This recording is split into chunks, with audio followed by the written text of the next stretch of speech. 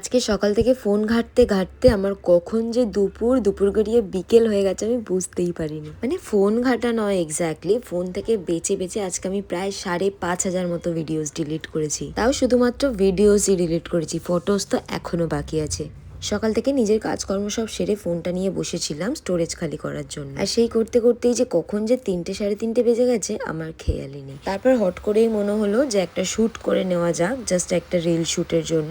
তো তাই ঝটপট করে রেডি হয়ে রিল শ্যুট করার জন্য উপরে চলে এসেছিলাম। আর তোমরা যারা আগের দিন আমার ভিডিওতে বলছিলে যে এটা ডার্ক কালারের ওপর ব্ল্যাক কালারটা ফোটেনি, তাদেরকে একটু জানিয়ে রাখি, আমার বাড়িতে 3টে কালারই পড়েছিল। আমি এটার জন্য কোনো আলাদা করে পেন্ট কিনিনি, তো তার মধ্যে থেকে আমি কালার বেছে নিয়ে আমি কালার করেছিলাম। আর সেকেন্ড আমার থিম ছিলই হচ্ছে ডার্ক আর লাইটের মধ্যে। তো যাই হোক, রেডি হয়ে যখন আমি অলরেডি উপরে এসেছি তখন বাজে অলরেডি 5:30, তখন আমি শ্যুট করতে এসেছি।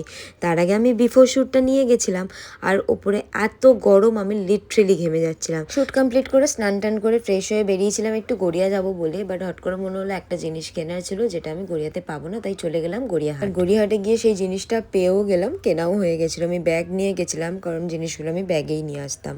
যাই হোক, এটা হচ্ছে সেই মিররের দোকান যেখান থেকে আমি আমার হোয়াইট মিররটা কাস্টমাইজ করিয়েছিলাম। তোমরা অনেকেই জিজ্ঞাসা করো আমাকে, তাদের জন্য আমি দোকানের নামটা দিয়ে দিলাম।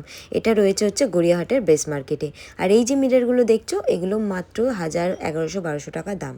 তো তোমরা চাইলে ডিরেক্ট নিয়ে নিতে পারো, আইদার চাইলে ওনার থেকে কাস্টমাইজও করিয়ে নিতে পারো। ওখান থেকে বেরিয়ে গেছিলাম একটু মিনিসো। এখানে এত কিউট কিউট জিনিস রয়েছে, বাট দামগুলো একদমই কিউট না। তাও ওখান থেকে আমি 2টো শিট মাস্ক নিয়ে বেরিয়ে আসি, অ্যান্ড দেন আমার শপিং সব হয়েই গেছিলো। চাইগ্রাম থেকে একটা কাটলেট নিয়ে বসে পড়ি অটোতে। অ্যান্ড অটোতে বসেই আমি খেয়ে নিচ্ছিলাম, কারণ আমার কাছে দাঁড়ানোর আর সময় ছিল না। তখন অলরেডি 9টা 9:30 বেজে গেছিলো। এদিকে অটোতে আমি ছাড়া আর কেউ নেই, অটো ছাড়ছিলও না, আর আমার বাড়ি পৌঁছে আবার বাজারও করতে যেতে হতো। যাই হোক, ফাইনালি পৌঁছালাম 10টার দিকে, অ্যান্ড তারপরে চলে গেলাম বাজারে। কালকে একটা বন্ধুকে আমার বাড়িতে আইবুড়ো ভাত দেবো, তারই কিছু টুকটাক বাজার করে নিতে হবে। প্রথমে সবজি বাজারে গেলাম, কিছু সবজি টবজি কিনলাম, দেন তারপরে ওখান থেকে বেরিয়ে চলে গেলাম মিষ্টির দোকানে।